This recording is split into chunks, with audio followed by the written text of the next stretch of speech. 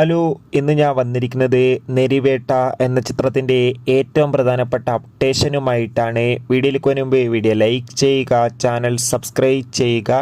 ജനുവരി മാസം ഇനി ധാരാളം ചിത്രങ്ങൾ അങ്ങോട്ട് OTT റിലീസ് ചെയ്യും.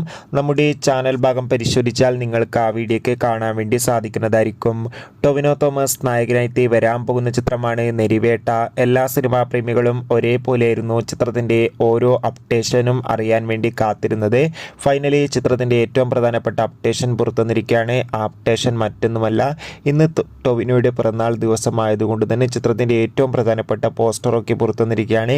ഇപ്പോൾ കാണുന്ന ഈ ഒരു ഇമേജാണ് ചിത്രത്തിൻ്റെ ഒഫീഷ്യൽ ഫസ്റ്റ് ലുക്ക് പോസ്റ്റർ. അതിഗംഭീരമായ ലുക്കിൽ തന്നെ നമുക്ക് ഇവിടെ ടൊവിനോ തോമസിനെ കാണാൻ വേണ്ടി സാധിക്കുന്നുണ്ട്.